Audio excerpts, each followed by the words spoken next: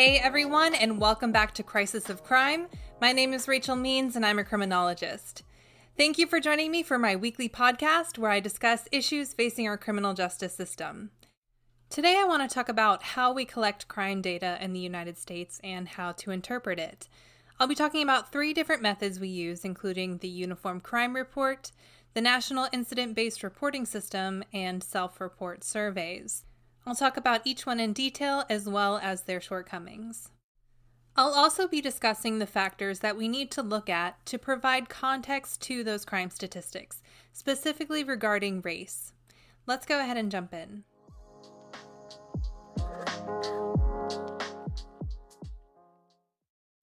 I want to start with the Uniform Crime Report, or UCR, because it's the most widely used reporting system. It was established in 1927 by the International Associations of Chiefs of Police and was taken over by the FBI in 1930, who still maintains it to this day. The UCR is based on arrest records reported by law enforcement and is broken down into 2 categories, Part 1 and Part 2.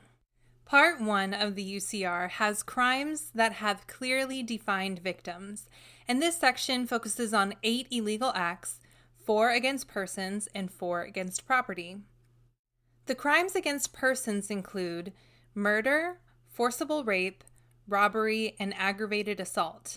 The crimes against property include burglary, larceny, motor vehicle theft, and arson.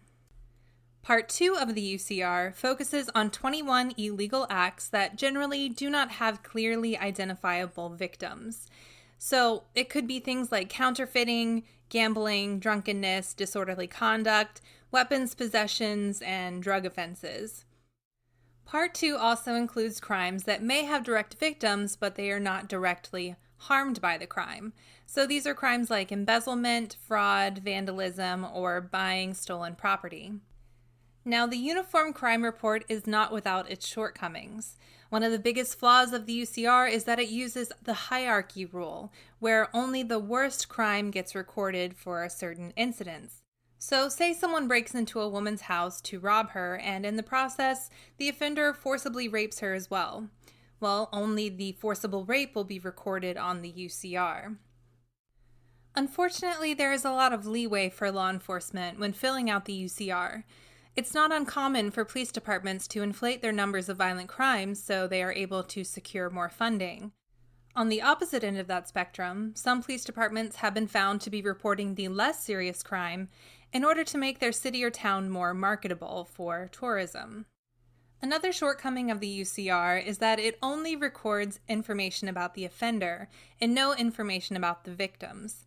So in order to cope with this, the Bureau of Justice created the National Victimization Survey to account for victim data, but it only collects data on non-lethal crimes and only a sample of the population of victims. So every year they only survey about 240,000 victims out of around 8.2 million crimes. Another downfall of the UCR is that it only collects data about those who were arrested. If someone is caught committing a crime but they are not arrested, their crime will not be counted. And lastly, the UCR lumps a lot of crimes together. For example, attempted murder is counted with actual committed murders, and bank robberies are counted with home robberies.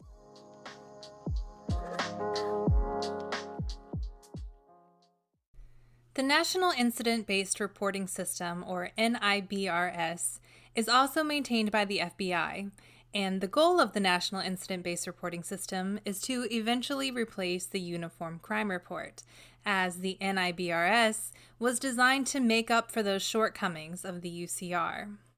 The NIBRS officially went into use in 1991, initially only being used by some police departments in South Carolina and South Dakota. As of 2008, police departments in 32 states were using NIBRS. Now, the NIBRS records crimes like the UCR, but it has expanded the categories for those crimes by a great deal.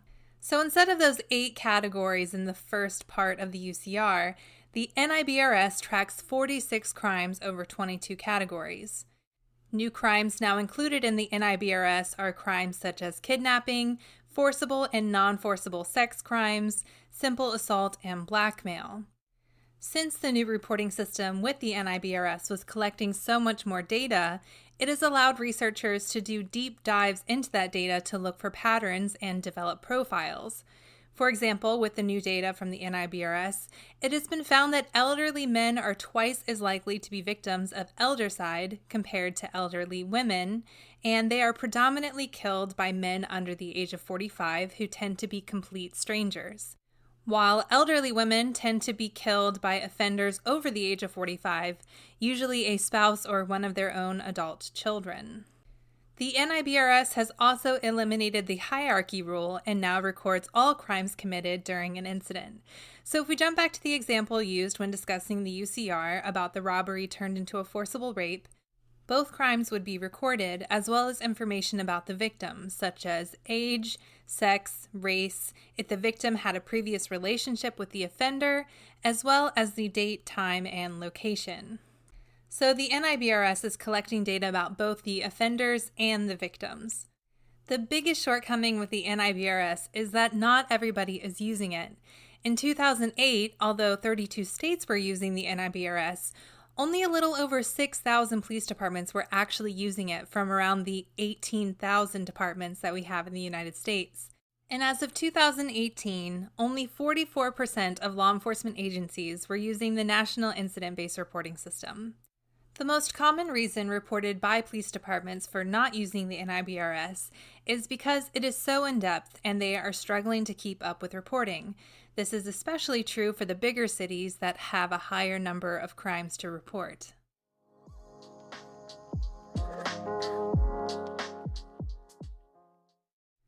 Earlier, we talked about the National Crime Victimization Survey and how its major downfall was that it only captured a small number of victims. Well, this led criminologists to start conducting their own self-report surveys. And these surveys were developed for both offenders and victims.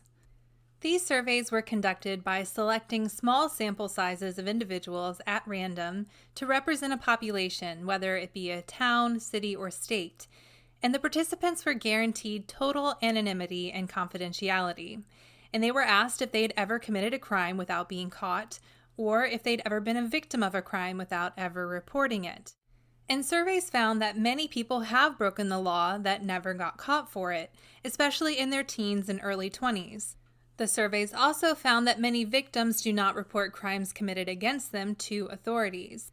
So these surveys suggest that even with the most efficient crime reporting system, it will never be able to capture all of the crimes being committed.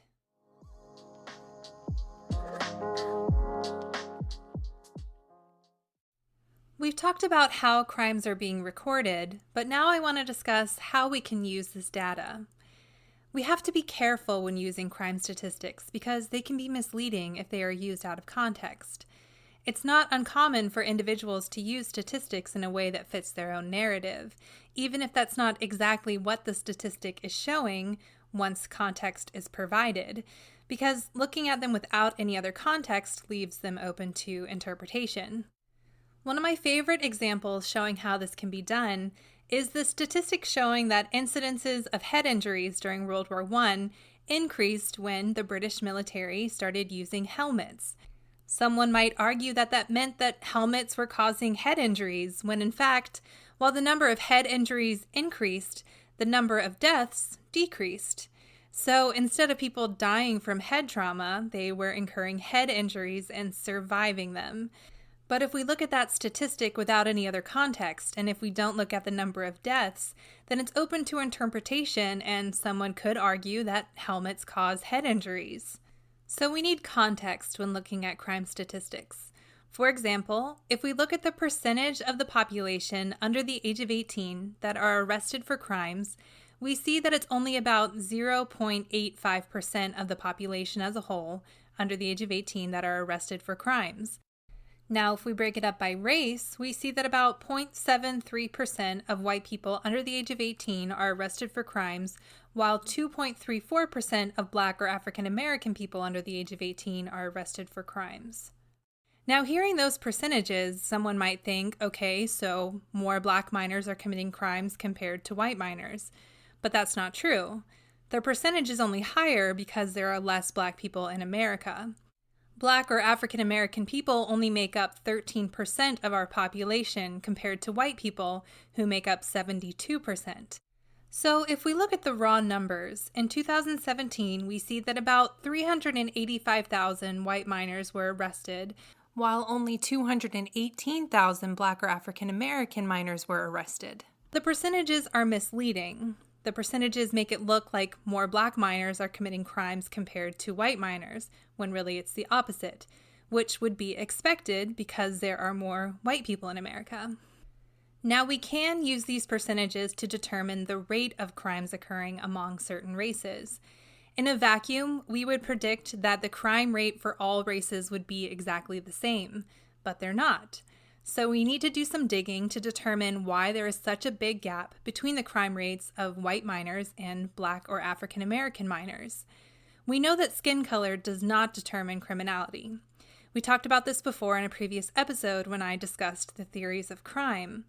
The positivist theory stated that criminality could be determined by physical features, which was quickly disproven. Instead, researchers have suggested using social disorganization theories that look at sociological factors such as socioeconomic status, poverty rates, employment opportunities, and the family unit.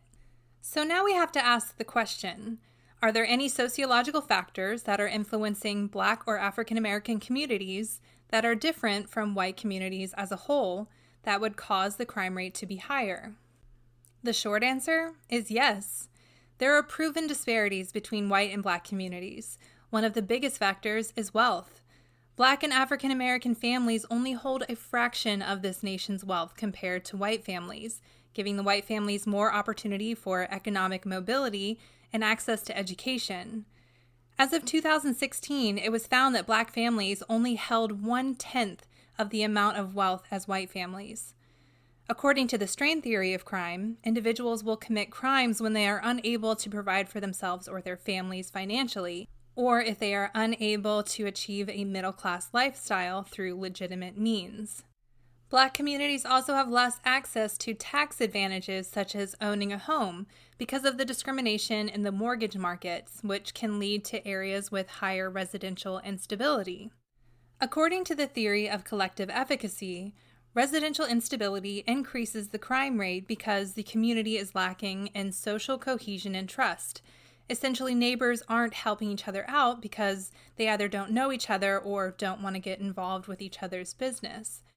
There is also employment discrimination that has kept Black people from obtaining stable jobs that also pay well. This may force parents or guardians to take on multiple jobs and spend less time at home with their children. According to the routine activities theory, a crime will occur when there is a motivated offender, a suitable target, and the lack of capable guardianship. And that lack of capable guardianship can increase the crime rate among minors. Crime statistics have been used to perpetuate harmful narratives, such as the myth of Black-on-Black crime, which essentially is inferring that Black people are inherently violent. And this narrative was created by white supremacists to promote Black inferiority, and they used crime statistics to fit that narrative by using them without any context. Now, it is true that most crimes against Black people are committed by other Black people, but it's the same for every other race. The majority of crimes against white people are committed by other white people, and one of the biggest reasons for this is location.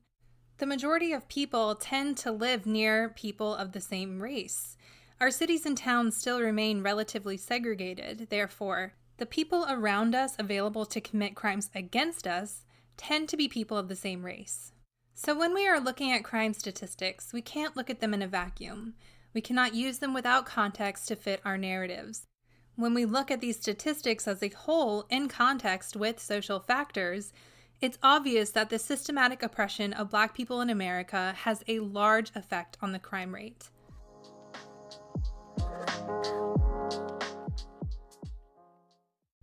Okay, so that's everything I wanted to discuss today in regards to crime reporting in the U.S. and how we can use that data. If you want to check out any of my sources for today's episode, they are listed in the description below. And I challenge you that the next time you hear someone using statistics to fit their narrative, that you do a little digging to see if there's any underlying factors that might be influencing those statistics. You can always let me know your thoughts on Twitter. You can find me at Crisis of Crime, or you can send me an email at crisisofcrime@gmail.com. As always, I look forward to hearing from you. I hope everyone is taking care of themselves during these tough times, and until next time, this has been Crisis of Crime.